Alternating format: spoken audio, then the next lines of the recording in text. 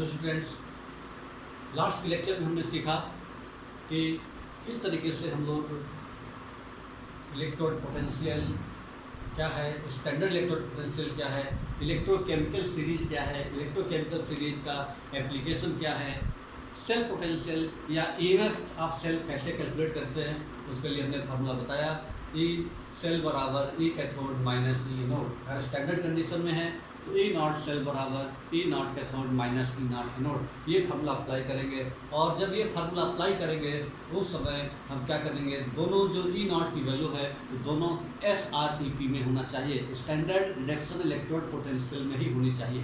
ठीक है, आज हम कुछ फार्मूले कुछ क्वेश्चंस करेंगे सॉल्व, और उसके पहले हम आपको बताते हैं नर्स्ट इक्वेशन के बारे में। नर्स्ट इक्वेशन बहुत ही इंपॉर्टेंट है और आपका बोर्ड पॉइंट ऑफ व्यू से कंपटीशन में भी न्यूमेरिकल आते हैं इस फार्मूले पर बेस्ड। तो नर्स्ट इक्वेशन क्या है ये देखें सबसे पहले।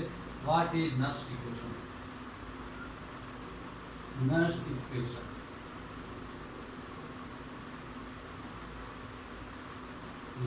तो नर्स्ट इक्वेशन क्या होता है बच्चों कि हमको पता है कि जब कोई भी आपका हाफ सेल दिया हुआ है, मान लीजिए ये हाफ सेल है कोई, यहाँ पर इसके अंदर कोई इलेक्ट्रोड है और यहाँ पर कोई सॉल्यूशन है, कंसंट्रेशन है, ये मान लीजिए कि ये आपका zinc sulphate ion zinc sulphate है और ये जिंक की रॉड है। ठीक है, या ऐसा कोई भी हाफ सेल हो सकता है। ये एक प्रकार का हाफ सेल है, ये एक प्रकार का हाफ सेल है।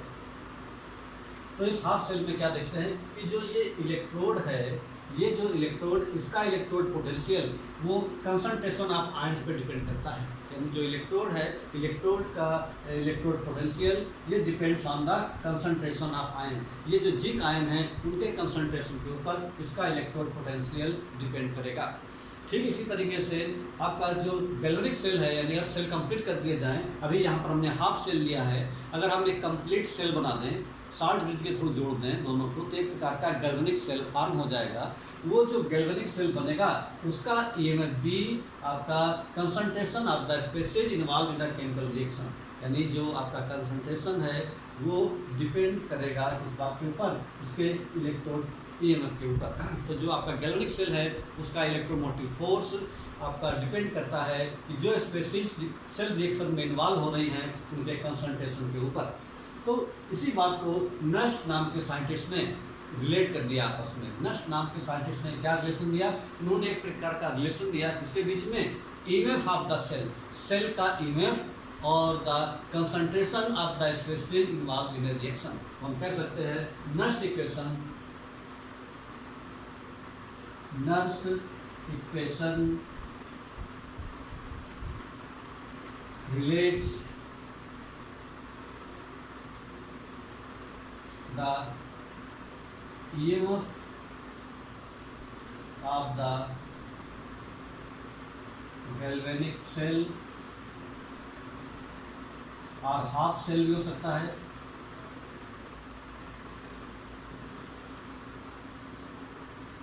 हाफ सेल भी हो सकता है। The next equation relates the EMF of the galvanic cell and concentration of the species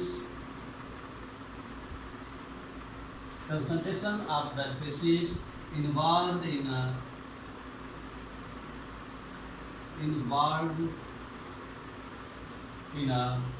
cell reaction,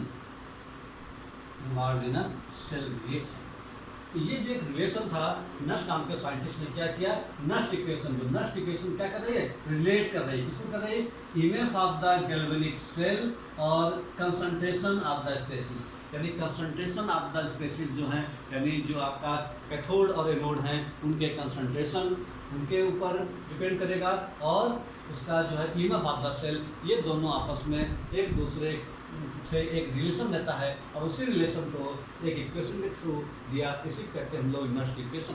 तो नर्स्ट इक्वेशन और कुछ भी नहीं है, नर्स्ट इक्वेशन एक इक्वेशन है जो क्या रिलेट करती है, the EMF of the galvanic cell. जो EMF of the galvanic cell है उस गैल्वेनिक सेल या फिर कोई हाफ सेल हो वो, और concentration of the species involve in a cell reaction, इन दोनों में जो रिलेशन बताता है उसी इक्वेशन को बोलते हैं हम लोग नर्स्ट इक्वेशन। मान लीजिए कि हमारे पास कोई रिएक्शन है AA plus B B gives C C और प्लस डी डी।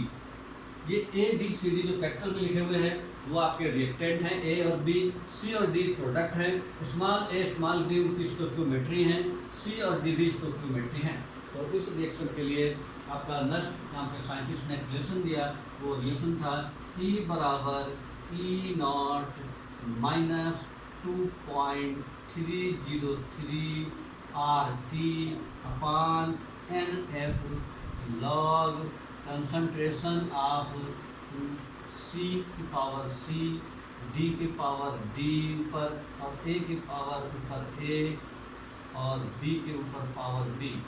तो ये जो रिलेशन दिया, ये जो रिलेशन है इसी को बच्चों हम लोग कहते हैं नस्ट इक्वेशन के नाम से जानते हैं। तो नस्ट इक्वेशन का जो रिलेशन है वो है आपका E बराबर E not minus 2.303 RT upon NF log base of 10 concentration of C, बगल में स्टोइकियोमेट्री की पावर में लग जाती है। इक्विलिब्रियम चैप्टर में 11 क्लास में हमने सीखा होगा, कैपिटल D पावर D ऊपर लग जाएगी, ये रिएक्टेंट आपका A के ऊपर पावर A, B के ऊपर पावर B।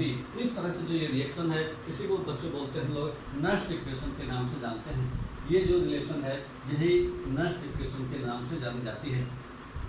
तो एक बार हम फिर से लिख दे रहे हैं रिलेशन, यहाँ पर नीचे लिखा है, शायद हो सकता ना दिख रहा हो, तो E बराबर फिर से लिखे दे रहे हैं E बराबर E not minus 2.303 RT upon NF और लॉग बेस ऑफ 10 आपका C, यहाँ पर 10 बेस है और ये C की पावर C, D की पावर D और A की पावर A और B की पावर 2। तो ये जो है आपका ये वैल्यू है। अब यहाँ पर क्या क्या मतलब है, ये E नॉट का मतलब होता है standard electrode potential, E naught का मतलब है स्टैंडर्ड इलेक्ट्रोड पोटेंशियल, स्टैंडर्ड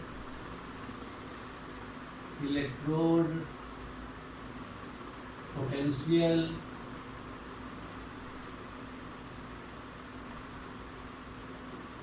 और E का मतलब है EMF या सेल पोटेंशियल कहते हैं, EMF ऑफ द सेल या सेल पोटेंशियल इसे कहेंगे। F की वैल्यू फिक्स रहती है बच्चों, इसको बोलते हैं फैराडे कांस्टेंट। फैराडे कांस्टेंट इसकी वैल्यू फिक्स होती है 96500 कूलाम। ये हो गया। T का मतलब टेम्परेचर इन केल्विन,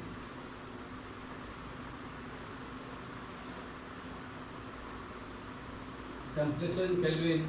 और R का मतलब होता है गैस कांस्टेंट, R का मतलब है गैस कांस्टेंट। और जो ये वैल्यू है आपका C की पावर C, D की पावर D और A की पावर A और B की पावर B, इस वैल्यू को हम बोलते हैं QC। इसको कहते हैं QC को वो बोलते हैं हम लोग रिएक्शन क्वेश्चन। ये हमने 11 क्लास में पढ़ा हुआ होगा, रिएक्शन क्वेश्चन इसको बोलते हैं। रिएक्शन क्वेश्चन इसका मतलब होता है concentration of product upon concentration of reactant. तो जो प्रोडक्ट हैं उनका कंसंट्रेशन ऊपर और रिएक्टेंट कंसंट्रेशन नीचे, इन दोनों को रेशियो को बोलते हैं हम लोग QC। तो QC का मतलब रिएक्शन क्वेश्चन है और ये हमारा फार्मूला है, इसी को बोलते हैं हम लोग बच्चों नस्ट इक्वेशन। E बराबर E नॉट, E का मतलब है EMF of the cell, E naught का मतलब होता है स्टैंडर्ड इलेक्ट्रोड पोटेंशियल, R का मतलब गैस कांस्टेंट, T का मतलब टेम्परेचर इन केल्विन, F का मतलब फैराडे कांस्टेंट और N बचा है, N का मतलब है नंबर ऑफ इलेक्ट्रॉन, N का मतलब है number of electron, number of electron, number of electron, number of electron in redox reaction. जो रिडॉक्स रिएक्शन इसमें बनेगा उसका जो है नंबर ऑफ इलेक्ट्रॉन कितने हैं, यानी वो हमारा बताएगा n। ठीक है। अब एक न्यूमेरिकल के थ्रू हम जब करेंगे वहाँ पर जब हम सारी वैल्यू लिख के दिखाएंगे तो और अच्छी तरीके से समझ जाएगा। n का मतलब number of electrons in redox reaction. जो ड्यूरिंग रिडॉक्स रिएक्शन है, जैसे मान लो कोई ऑक्सीडेशन हो रहा है तो ऑक्सीडेशन होते समय एलिमेंट ने कितने इलेक्ट्रॉन लूज किए, या रिडक्शन होते समय उसने कितने इलेक्ट्रॉन गेन किए, तो n का मतलब वही रहता है और n की वैल्यू बराबर आना चाहिए। अगर बराबर नहीं है तो उसको बराबर करना पड़ता है। ध्यान रखने वाली बात है, n का मतलब है नंबर ऑफ इलेक्ट्रॉन्स गेन्ड और लॉस्ट, ठीक है। और उसके बाद QC पता है या फेराडे कांस्टेंट, इस पूरी वैल्यू को कहते हैं QC। तो ये जो हमारा जो पूरा इक्वेशन है E बराबर E0 minus 2.303 RT upon NF log base of 10 concentration of product upon reactant, इस पूरी वैल्यू को हम लोग नस्ट इक्वेशन के नाम से जानते हैं। तो बच्चों को नोट कर लो ध्यान से, ये सारी वैल्यू देती है। T का मतलब टेम्परेचर इन केल्विन, और ये जो रिलेशन आता है इसी को कहते हैं हम लोग नस्ट इक्वेशन के नाम से जानते हैं। अब ये जो रिलेशन है यहाँ पर, ये सारी बात को नोट कर लो ध्यान से। और उसके बाद इसी रिलेशन में अगर हम क्या करें, अगर स्टैंडर्ड कंडीशन दी जाए, स्टैंडर्ड कंडीशन दी जाने का मतलब है कि यहाँ पर ये जो टेम्परेचर है वो कुछ भी रख सकते हैं हम लोग, 10 डिग्री सेल्सियस, या इसको केल्विन चेंज करके लिखेंगे हम, कैपिटल T है तो केल्विन में होना चाहिए। अगर 10 डिग्री सेल्सियस है तो उसको हम केल्विन चेंज करेंगे, तो डिग्री सेल्सियस को केल्विन चेंज करने के लिए हम 273 जोड़ते हैं, 273, ये हो जाएगा 283। तो मतलब ये 10 डिग्री सेल्सियस हो सकता है, 40 हो सकता है, 50 हो सकता है, किसी भी टेम्परेचर। तो ये फार्मूला किसी भी टेम्परेचर पर है। ध्यान रखने वाली बात ये है कि ये जो फार्मूला है at any temperature, at any temperature, temperature कुछ भी दिया जाए तो ये फार्मूला आपका अप्लाई होगा। कोई भी टेम्परेचर दिया हो तो ये फार्मूला आपको ध्यान में रखना है कि किसी भी टेम्परेचर के लिए चाहे कोई भी टेम्परेचर दिया जाए तो ये पूरा नस्ट इक्वेशन आता है। E बराबर E0 minus 2.303 RT upon NF log base of 10 concentration of product upon concentration of reactant, ठीक है। ये एट एनी टेम्परेचर। लेकिन अगर स्टैंडर्ड कंडीशन दिया हो एट 25 डिग्री सेल्सियस टेम्परेचर कहा जाए, 25 डिग्री सेल्सियस को केल्विन चेंज करेंगे तो ये हो जाएगा 298 केल्विन। अगर ये फिक्स कर दिया जाए तो यहाँ पर क्या हो जाएगा बच्चों, ये फार्मूला आपका रिड्यूस हो जाएगा, क्योंकि कुछ वैल्यू कांस्टेंट रहती हैं। 2.30 कांस्टेंट ही है, ठीक है। R की वैल्यू कांस्टेंट रहती है 8.314 जूल पर केल्विन पर मोल, तो R की वैल्यू फिक्स है। और F की वैल्यू फिक्स है 96500। खाली फिक्स क्या नहीं था, टेम्परेचर। लेकिन जब हमने टेम्परेचर भी फिक्स कर दिया, 298 केल्विन ले लिया, तो ये वैल्यू हमारी फिक्स हो गई। और जब ये वैल्यू हमारी फिक्स हो गई तो इसको लिख सकते हैं हम लोग कंसंट्रेशन ऑफ प्रोडक्ट, तो ऐसे लिख सकते हैं कंसंट्रेशन ऑफ रिएक्टेंट, ये भी लिख सकते हैं। अगर ये ना लिखें तो सीधे ये लिख दें तब भी कोई दिक्कत नहीं है। अगर ये ना लिखना चाहें तो उसकी जगह हम QC भी लिख सकते हैं, यानी रिएक्शन कोएफिशिएंट भी लिख सकते हैं। तो हम क्या देख रहे हैं बच्चों, जब ये वैल्यू, इतनी सारी वैल्यू को सॉल्व करते हैं तो बच्चों हमारी एक वैल्यू सॉल्व होकर के आ जाती है। E बराबर E0 minus 0.0591 upon N log base of 10 concentration of product upon reactant, concentration of product. P stand for product, R stand for reactant. तो ये हमारा जो फार्मूला बनेगा, ये फार्मूला कब बनेगा, जब टेम्परेचर 25 डिग्री सेल्सियस टेम्परेचर दिया हो तब ये फार्मूला बनेगा। अगर टेम्परेचर 25 नहीं दिया है, टेम्परेचर 30 दिया है या 35 दिया है या 45 दिया है, तब ये फार्मूला लगेगा, ठीक है। तो अधिकतर क्वेश्चनों में जो न्यूमेरिकल हम देखेंगे वहाँ पर अधिकतर यही वाला फार्मूला अप्लाई होगा, यानी टेम्परेचर 25 डिग्री सेल्सियस ही दिया रहता है। अगर न्यूमेरिकल में क्वेश्चंस में टेम्परेचर मेंशन ना हो, टेम्परेचर के बारे में कुछ भी ना दिया हो, तो तब भी हमको टेम्परेचर 25 डिग्री अंडरस्टूड मान के चलते हैं कि टेम्परेचर 25 डिग्री सेल्सियस है। जब तक टेम्परेचर कोई दिया ना हो 25 के अलावा 30, 40, 60 इस तरह से, तभी ये फार्मूला अप्लाई करेंगे। अगर टेम्परेचर बिल्कुल नहीं दिया है तब भी यही लगाएंगे, अगर टेम्परेचर 25 दिया है तब भी यही लगाएंगे। हाँ, 25 के अलावा कोई दूसरा टेम्परेचर दिया है तब ये फार्मूला इस्तेमाल होगा। ध्यान से समझिए, यहाँ पर E का मतलब है आपका सेल पोटेंशियल या EMF of the cell, E0 का मतलब होता है स्टैंडर्ड इलेक्ट्रोड पोटेंशियल, N का मतलब है नंबर ऑफ इलेक्ट्रॉन्स गेन्स और lost during redox reaction, P का मतलब है कंसंट्रेशन का साइन है, ये ब्रैकेट नहीं बच्चों, कंसंट्रेशन का साइन है, concentration of product upon concentration of reactant. तो ये सारी वैल्यू आपका इसी फार्मूले को हम लोग बोलते हैं नस्ट इक्वेशन के नाम से जानते हैं। अब ये जो नस्ट इक्वेशन है, इस नस्ट इक्वेशन पर हम लोग एक दो क्वेश्चन करेंगे सॉल्व, ठीक है। तो आपको पता लगेगा कैसे कैसे इसको सॉल्व करते हैं। तो आपको दो फार्मूले बन गए, ये किसी भी टेम्परेचर पर, ये केवल 25 डिग्री सेल्सियस टेम्परेचर।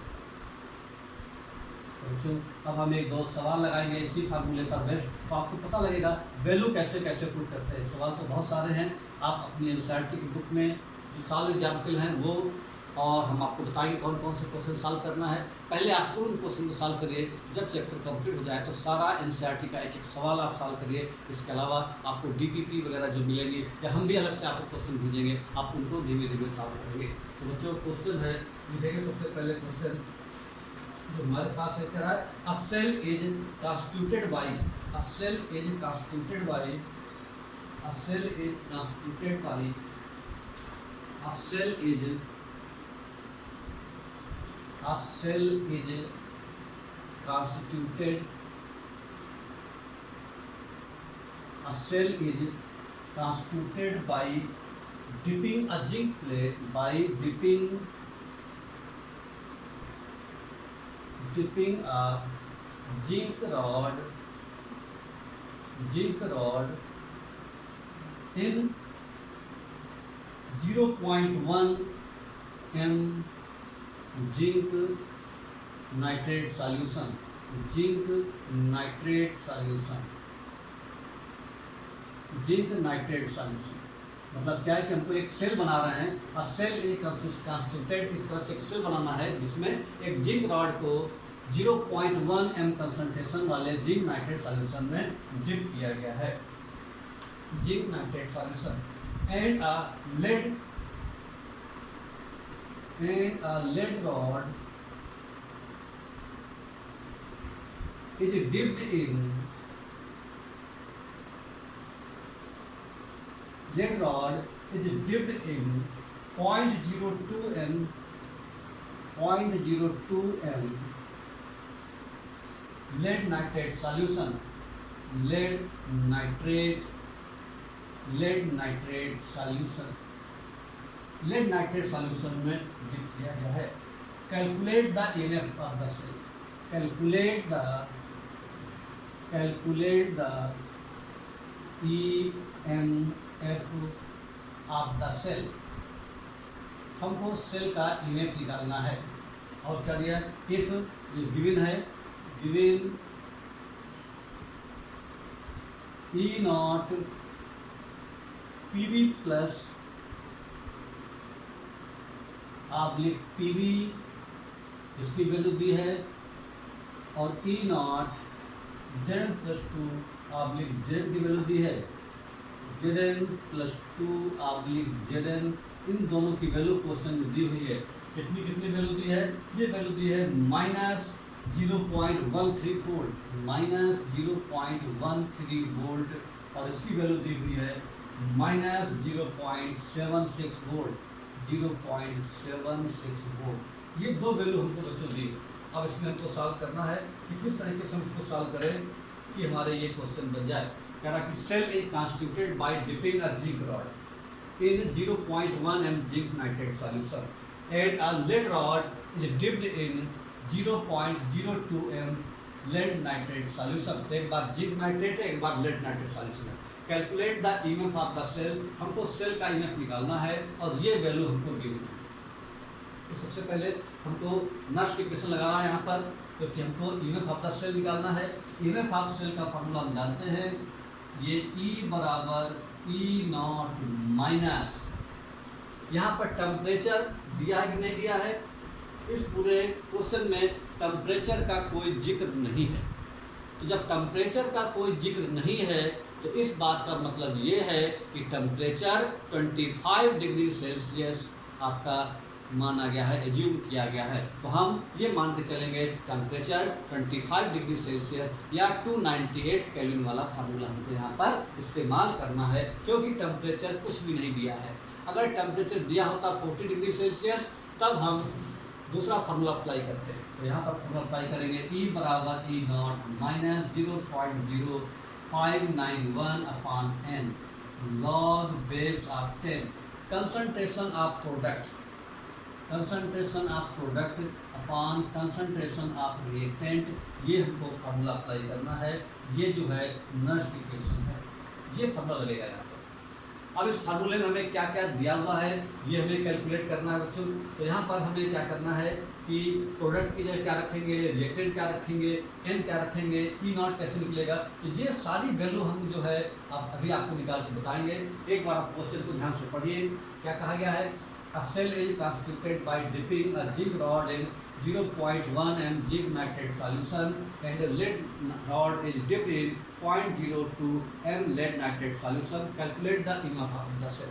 तो बच्चों ये नष्ट इक्वेशन पर बहुत ही बेसिक क्वेश्चन है, बहुत ही सिंपल क्वेश्चन दिया हुआ है ये वाला, जिसको हमने इसलिए पहले बता रहे हैं जिससे आप फार्मूले में वैल्यू पुट करना सीख जाओ, क्योंकि ये जरूरी है कि आपको फार्मूले में सही सही वैल्यू पुट करो। जब ये चीज़ें ठीक से आ जाएंगी, आपको बेसिक ठीक से पता लग जाएगा, तब आप कठिन कठिन क्वेश्चन भी लगा सकते हो। ठीक है, इसलिए बहुत ध्यान से बहुत धीरे धीरे सवाल लगाते जाइए, एक एक एग्जाम्पल को सॉल्व करिए, एनसीईआरटी को बार बार पढ़िए, लाइन टू लाइन एकदम, जितने भी उसमें टेक्स्ट क्वेश्चन हैं या सॉल्व एग्जाम्पल हैं उनको लगाइए, फिर धीमे धीमे एक्सरसाइज की ओर आते जाइए, तो आपको दिक्कत नहीं होगी। तो यहाँ पर बच्चों सवाल ये दिया हुआ है, अब हम इसमें निकालने जा रहे हैं। सबसे पहले हम निकालेंगे इसमें ई नॉट की वैल्यू। सबसे पहले हमको ई नॉट की वैल्यू निकालना है, और जो यहाँ पर ई नॉट की वैल्यू निकालने के पहले हम सबसे पहले जो आपका सेल है उसको बना लेंगे। हमने पिछली क्लासों में बताया कि सेल को किस तरह से रिप्रेजेंट करते हैं, कोई भी गैल्वेनिक सेल है उसको कैसे रिप्रेजेंट करते हैं। तो उसमें उन्होंने एक जो बताया क्या ना कि zinc rod zinc nitrate solution में डिप है, तो हम क्या करेंगे, zinc rod zinc nitrate solution में डिप है, ऐसे जिंक नाइट्रेट के ऊपर जिंक के ऊपर 2 चार्ज आएगा। उसके बाद इसका कंसंट्रेशन दिया है 0.1 m, इसके बगल में कंसंट्रेशन रखते हैं 0.1 m। उसके बाद में साल्ट ब्रिज का इस्तेमाल हुआ है। फिर कह रहे हैं कि जो लेड नाइट्रेट सॉल्यूशन में डिप है, लेड Pb+2, और इसका कंसंट्रेशन कितना है 0.02 m, और यहाँ पर है Pb। तो इस तरीके से हमने एक गैल्वेनिक सेल को रिप्रेजेंट कर दिया। यानी गैल्वेनिक सेल को रिप्रेजेंट करने के लिए हम इस तरह करते हैं कि आपका सॉलिड है, सॉल्यूशन है, एक लाइन बताती है, 2 डिफरेंट फेज, उसके बाद में साल्ट ब्रिज का इस्तेमाल करते हैं, उसके बाद में ये और ये। इस तरीके से हम क्या देख रहे हैं यहाँ पर कि हमको कहा गया है कि 2 प्लेट हैं, एक जिंक प्लेट है, जिंक रॉड है, और एक क्या नाम लेड रॉड है। जिंक वाली डिप है जिंक नाइट्रेट सॉल्यूशन में, और लेड वाली रॉड डिप है लेड नाइट्रेट सॉल्यूशन में, और दोनों का कंसंट्रेशन हमको दिया हुआ है। हमको EMF की वैल्यू निकालनी है। तो EMF की वैल्यू निकालने के लिए पहले हम क्या करेंगे, इस सेल में हमको पता है ये जो लेफ्ट में रहता है इसको बोलते हैं एनोड, और जो राइट में रहता है उसको बोलते हैं कैथोड। कैथोड, ये बातें हमको पता होना चाहिए। ये बात हमने पहले भी बताई थी। इलेक्ट्रॉन का फ्लो इधर से इधर की ओर, करंट का फ्लो इधर से इधर की ओर होता है, करंट का फ्लो। ठीक है, ये हम लास्ट क्लासों में डिस्कस कर चुके हैं। तो हम देखेंगे कि हमको सबसे पहले ई नॉट निकालना है। तो ई नॉट के लिए हमको ये 2 वैल्यू गिवन है, ई नॉट की वैल्यू हमको निकालना है। तो सबसे पहले हम ई नॉट की वैल्यू निकालेंगे। ई नॉट बराबर फार्मूला होता है बच्चों, ई नॉट सेल बराबर E naught cathode minus E naught anode. E naught anode और सी मतलब कैथोड, ये कैथोड है। एक बार हम लिख देते हैं, हर बार फिर सी लिखा करेंगे। E naught cathode minus E naught anode. अब कैथोड कौन सा है, एनोड कौन सा है, तो कैथोड कौन सा है और एनोड कौन सा है। तो यहाँ पर देखो ये जो सेल रिएक्शन है इससे हमको पता चल पा रहा है कि कौन सा कैथोड है और कौन सा एनोड है। तो यहाँ पर हम सबसे पहले क्या करेंगे कि कैथोड और एनोड की वैल्यू पुट करेंगे। तो यहाँ पर क्या देख रहे हैं कि ये जिंक 0 ऑक्सीडेशन से +2 ऑक्सीडेशन हो रहा है, इसका मतलब यहाँ पर ऑक्सीडेशन हो रहा है। यहाँ पर +2 से 0 हो रहा है तो यहाँ पर रिडक्शन हो रहा है। तो रिडक्शन हमेशा कैथोड पर होता है, तो ये कैथोड है। ऑक्सीडेशन हमेशा एनोड पर होता है, इसलिए वो एनोड है। तो यानी ये वाला एनोड है, ये वाला कैथोड है। तो कैथोड की वैल्यू हमको पहले रखनी है। तो कैथोड कौन सा है, ये आपका लेड वाला, ये रखेंगे वैल्यू -0.13। माइनस एनोड की वैल्यू ये है, तो माइनस पहले से है, ये भी माइनस में है, तो 0.76। तो ये वैल्यू आ गई हमारी ई नॉट की वैल्यू। अब बच्चों हम रब कर दे रहे हैं फार्मूला, जगह कम पड़ रही है इसलिए ये आपका ये वैल्यू आ गई। इसको जब सॉल्व करेंगे तो ये वैल्यू कितनी आ जाएगी, ये वैल्यू आ जाएगी -0.13 प्लस 0.76। 6 में 3 गया, 3 बचा, 7 1 गया, बचा 6, यानी ये हमारा बचा प्लस यानी 0.63 वोल्ट। ये हमारा E0 की वैल्यू निकला है। अब ये वैल्यू को हमको पुट करनी है उसी फार्मूले में, ठीक है। तो फार्मूला क्या लगाना था हमको, E बराबर E0 minus 0.0591 upon n log base of 10 concentration of product upon reactant. अब प्रोडक्ट क्या है, रिएक्टेंट क्या है, n की वैल्यू क्या है, ये जानने के लिए हमको एक वैल्यू पता चल गया E0। अब हमको बाकी वैल्यू जानने के लिए हमको सेल रिएक्शन लिखनी पड़ेगी। तो सेल रिएक्शन कैसे लिखते हैं, ये देखो जिंक चेंज हो रहा है जिंक आयन में, मतलब इसने ये जिंक आयन में तभी चेंज हुआ होगा जब इसने 2 इलेक्ट्रॉन लूज किए हो। इसको मान लीजिए क्वेश्चन नंबर 1। ऐसे lead+2 लेड में तब चेंज हुआ होगा क्योंकि Pb+2 ने 2 इलेक्ट्रॉन गेन किए होंगे और Pb में चेंज हुआ होगा। ये क्वेश्चन नंबर 2।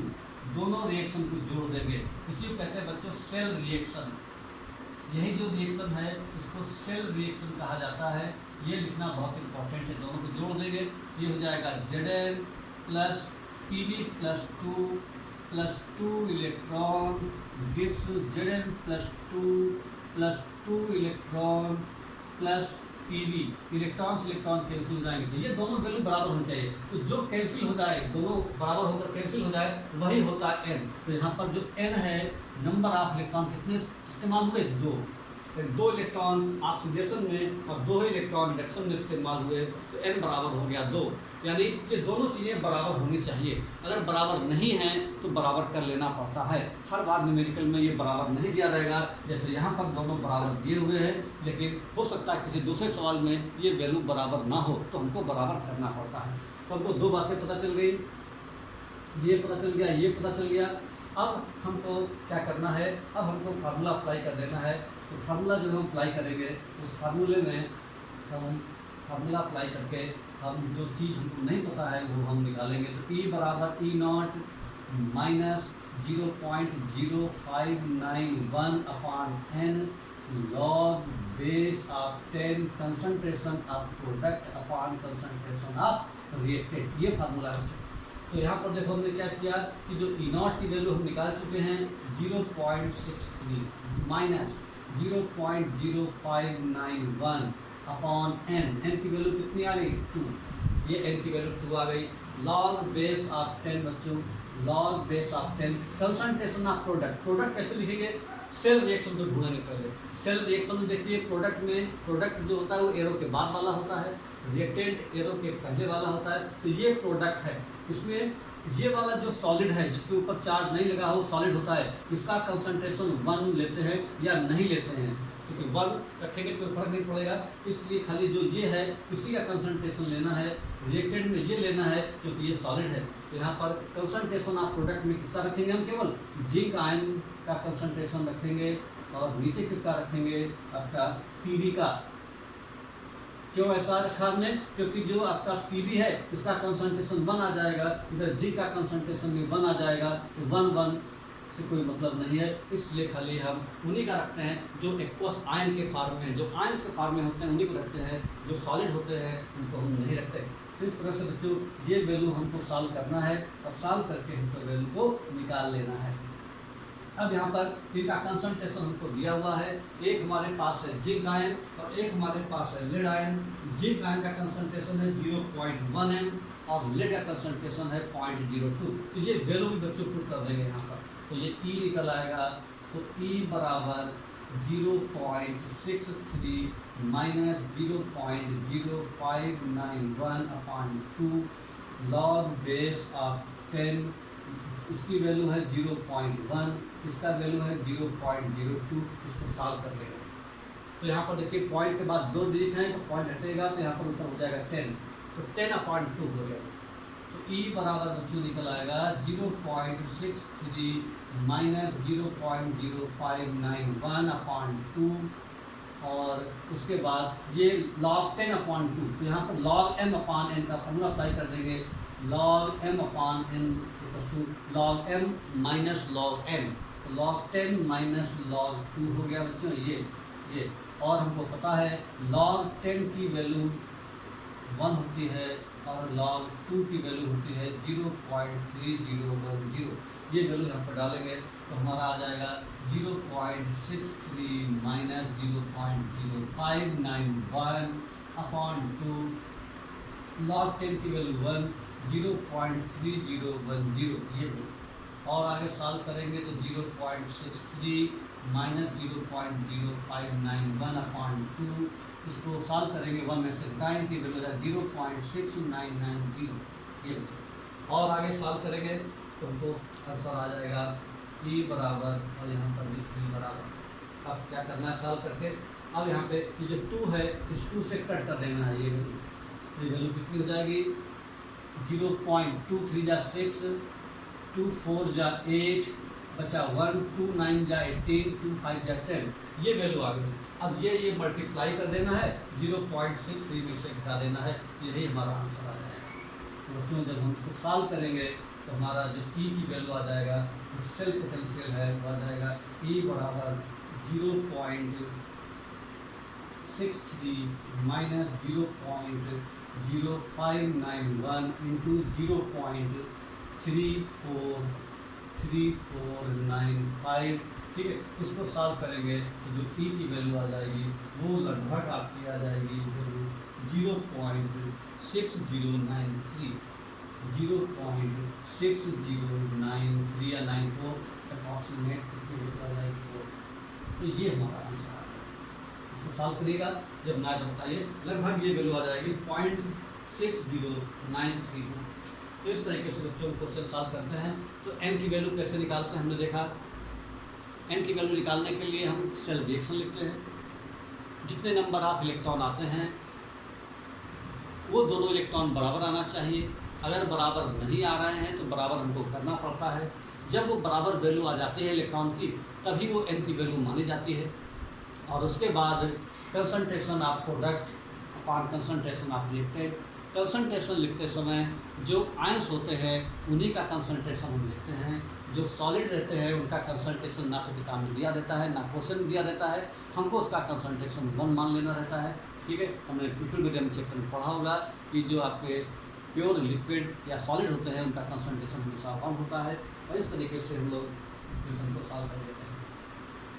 यहाँ पर ऐसे ही बच्चों एक दूसरा क्वेश्चन और करेंगे जिसमें इलेक्ट्रॉन की वैल्यू आपकी बराबर नहीं दी है। तो जब इलेक्ट्रॉन की वैल्यू बराबर ना दिया हो तो कैसे बराबर करें। इसलिए दूसरा क्वेश्चन है हमारे पास, calculate the cell potential of the following cell. Calculate the cell potential of the calculate the cell potential of the following cell। हमको एक सेल दिया हुआ है, उस सेल का हमको सेल पोटेंशियल निकालना है। क्या दिया हुआ है, क्रोमियम चेंज हो रहा है क्रोमियम आयन में इस तरह से, और इसका कंसंट्रेशन है 0.01 m। शार्ट ब्रिज का इस्तेमाल किया गया है।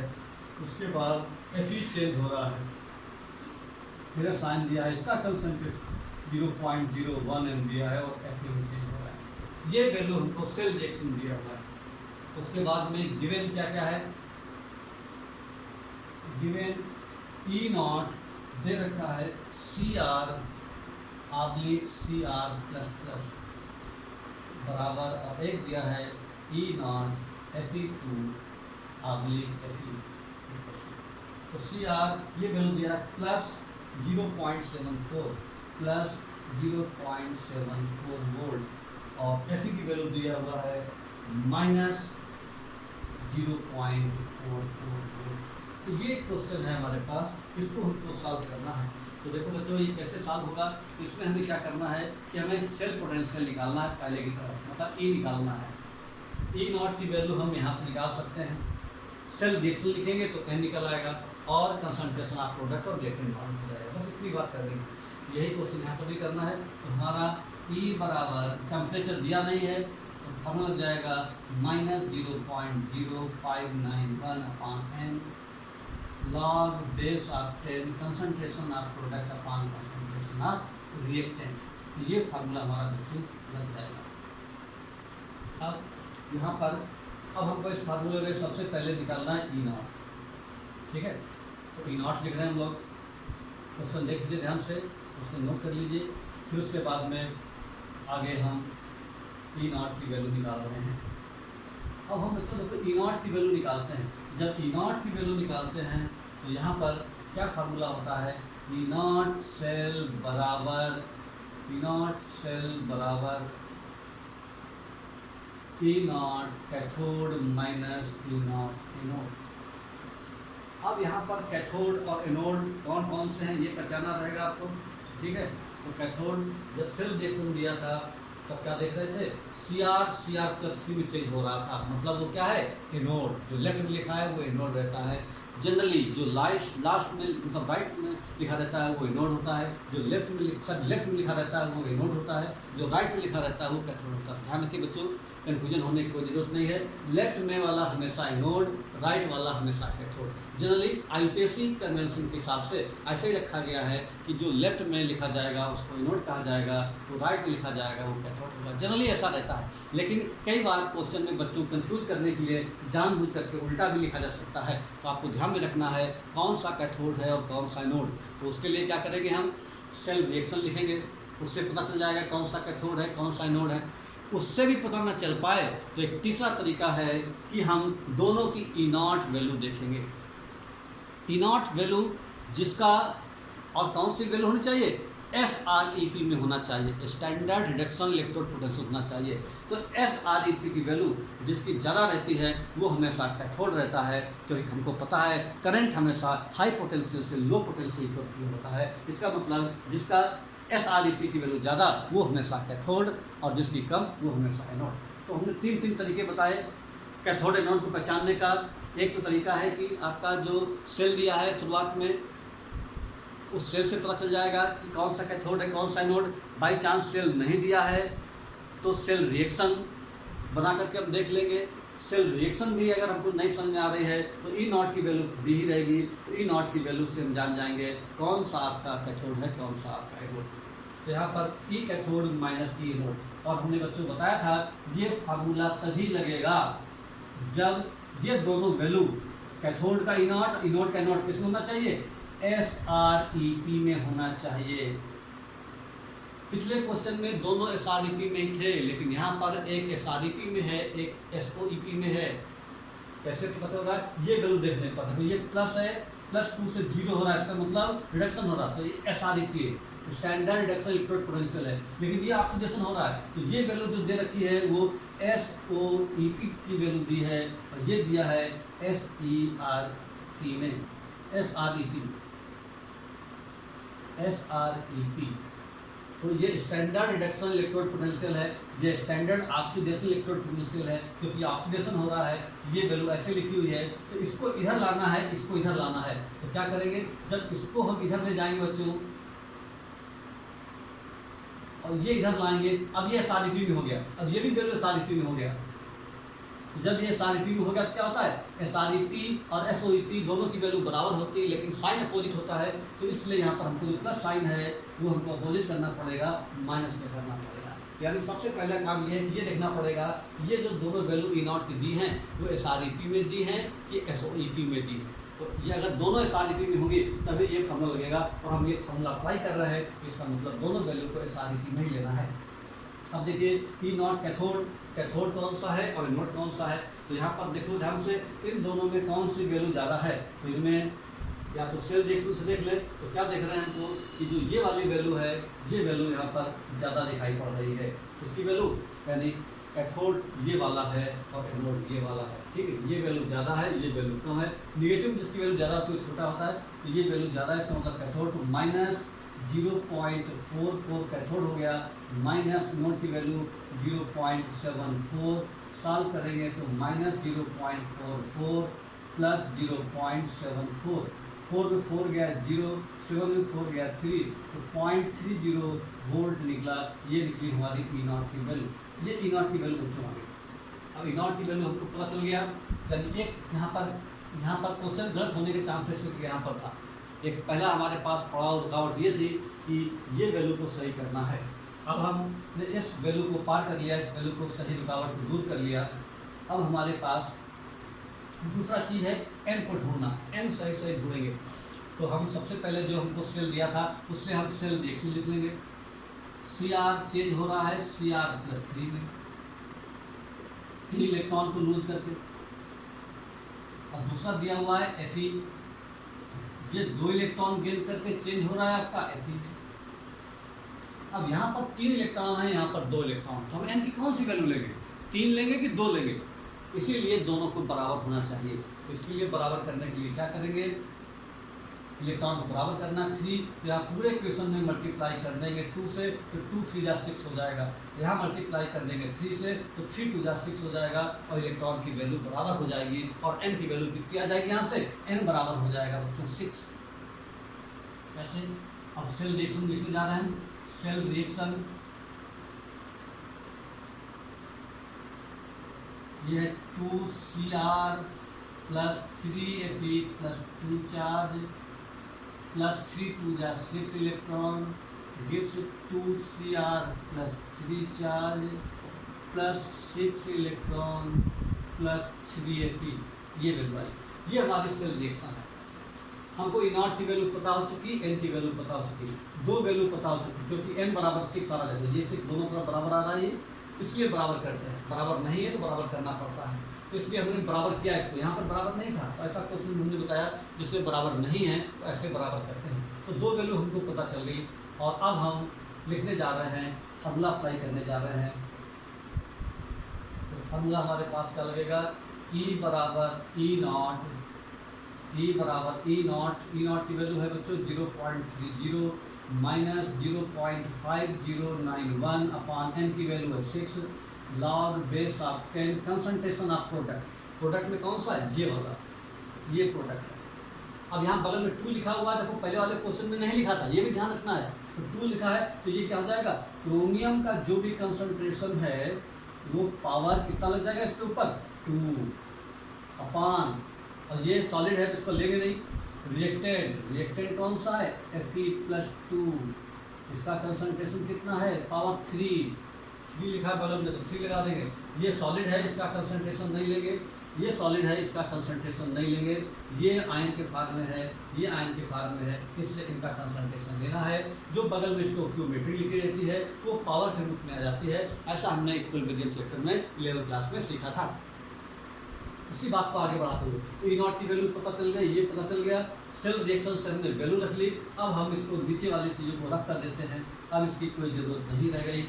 अब हमको खाली वैल्यू को सॉल्व करके रखना है। तो यहाँ पर इसकी वैल्यू आउटपुट कर देंगे 0.30 माइनस 0.5091, इसके बाद में 6 लॉग बेस ऑफ 10। क्रोमियम का कंसंट्रेशन दिया है बच्चों और आयरन का कंसंट्रेशन दिया है, दोनों कंसंट्रेशन कितना दिया है, दोनों का कंसंट्रेशन दिया है बच्चों 0.01 की पावर 2, ये हो जाएगा 0.01 की पावर 3, ये हो जाएगा। तो यहाँ पर क्या हो जाएगा, एक पावर कट जाएगा इधर, तो 0.30 minus 0.5091 upon 6 log base of 10, ये हो जाएगा आपका 2 पावर, ये हो जाएगा 1/0.01 बचेगा, ये वैल्यू हो जाएगी। पॉइंट आकर के 0 बढ़ा दिए, 2 0 बढ़ जाएंगे, ये हो गया 100।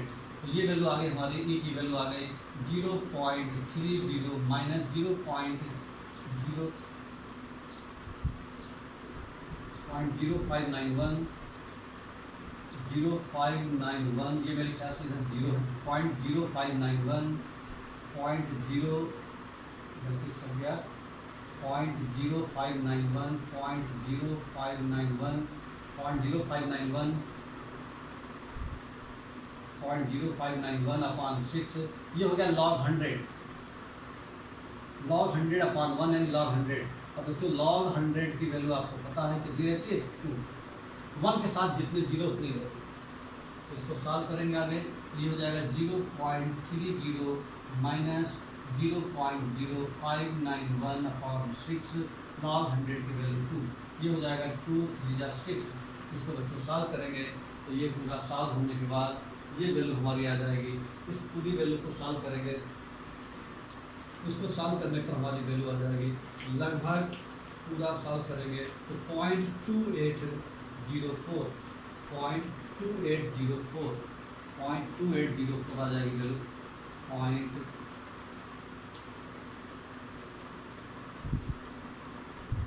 0.2804 ये वोल्ट की वैल्यू आ जाएगी। इस तरीके से सॉल्व करें क्वेश्चन बच्चों तो ये हमारी वैल्यू निकल करके आती है। तो इस तरीके से कुछ क्वेश्चन आप लगाएंगे तो आपको पता लगेगा। पहले तो ये क्वेश्चन लगाएं, इनमें देखिए क्या क्या चीज़ आपने रखी है, क्या वो समझ में आ रही है, आप हमारी बात से एग्री कर रहे हो कि नहीं कर रहे हो। नहीं आ रहा है तो हमसे पूछें, फ़ोन करके पूछें या व्हाट्सएप से करके पूछें। तो इससे क्या होगा कि आपको पता चल जाएगा, फार्मूले में वैल्यू पुट रखना आएगा और फार्मूले का मतलब समझ में आएगा, तभी दूसरे क्वेश्चन लगा पाओगे। ठीक है, तो पहले इन क्वेश्चन लगाएं, फिर इससे मिलते जुलते क्वेश्चन लगाएं और कोई दिक्कत हमें बताएं। तो इस तरीके से बच्चों नष्ट इक्वेशन, ये जो इक्वेशन है ये इसको बोलते हैं हम लोग नष्ट इक्वेशन। अब हम एक रिलेशन और पढ़ रहे हैं, रिलेशन बिटवीन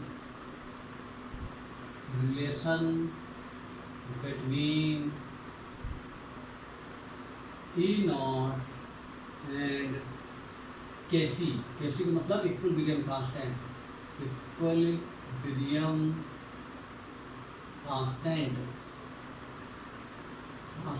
Kc, ये रिलेशन E0 और Kc के बीच में रिलेशन। अब ये रिलेशन कैसे आता है बच्चों? ये रिलेशन इस तरह से आता है कि जैसे हमने आपको बताया था कि दो हमारे एक गैल्वेनिक सेल हमने बना दिया। ये हमारे पास एक गैल्वेनिक सेल है, इसको हम बनाए दे रहे हैं जल्दी से। ये गैल्वेनिक सेल है, यहाँ पर आपका एक शॉर्ट ब्रिज पड़ा हुआ है, इस तरह से एक शॉर्ट ब्रिज है यहाँ पर। ठीक है, शॉर्ट ब्रिज है। ठीक है, ये आपका कोई मेटल है, मेटलिक रॉड, ये मेटल का सॉल्यूशन है। यहाँ पर भी एक मेटल रॉड है, मेटल के सॉल्यूशन है। इन दोनों तार को यहाँ पर जोड़ दिया गया पोटेंशियोमीटर से। तो इस तरह से हमारा ये एक सेल हो गया। तो यहाँ पर क्या आता है, जो लेफ्ट में लिखा रहता है उसको हम लोग बोलते हैं एनोड, और जो राइट में होता है उसको बोलते हैं कैथोड। जनरली आईपीएससी ने ये बात बताई, आईपीएससी के अकॉर्डिंग जनरली जो लेफ्ट में रहता है वो कैथोड। जनरली का मतलब हमेशा नहीं, वैसे तो हमेशा होना चाहिए, लेकिन क्वेश्चन जानबूझ करके वो उल्टा पूछ सकता है, क्या ये सही है या नहीं सही है, उल्टा बना सकता है। तो ये आपको जानकारी रखना चाहिए। तो ये एनोड है, ये कैथोड है। एनोड नेगेटिव रहता है और कैथोड पॉजिटिव रहता है। इलेक्ट्रॉन का फ्लो इधर से इधर की ओर होता है, करंट का फ्लो इधर से इधर की ओर होता है। ये सारी बातें हम लास्ट क्लास में सीख चुके थे।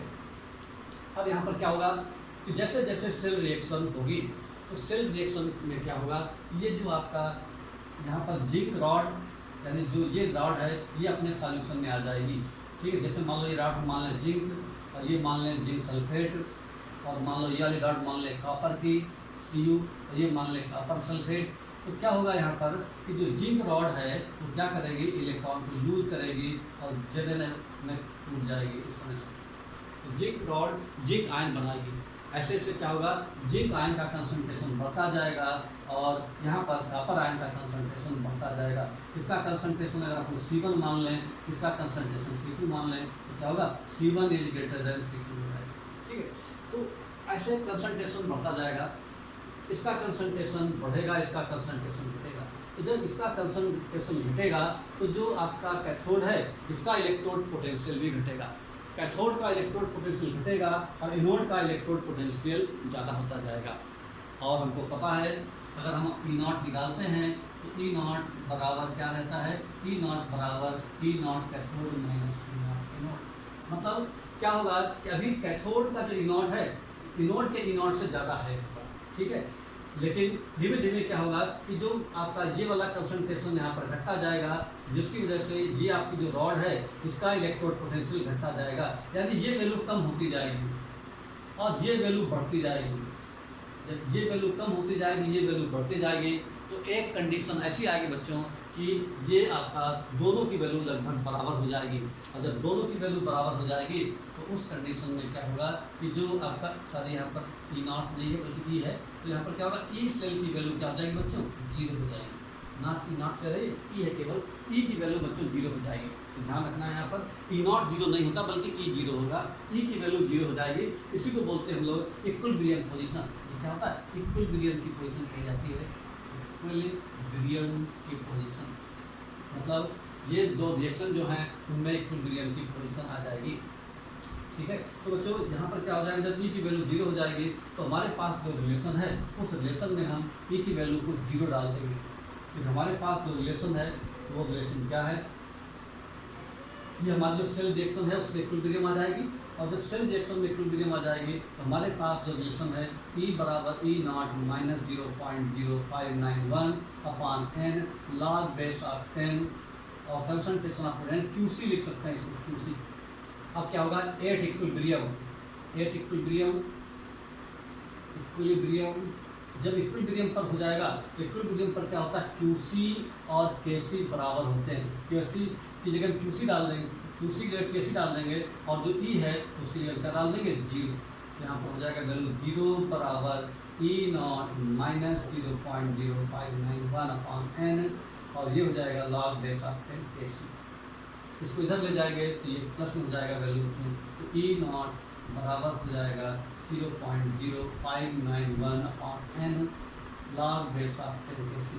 यहाँ पर ये जो रिलेशन है ई नॉट और केसी के बीच में रिलेशन आ गया बच्चों, तो ये रिलेशन है। और इसकी हेल्प से हम लोग अगर हमको ई नॉट गिवन हो तो इक्विलिब्रियम कांस्टेंट निकाल सकते हैं। इक्विलिब्रियम कांस्टेंट दिया हो तो ई नॉट की वैल्यू निकाल सकते हैं।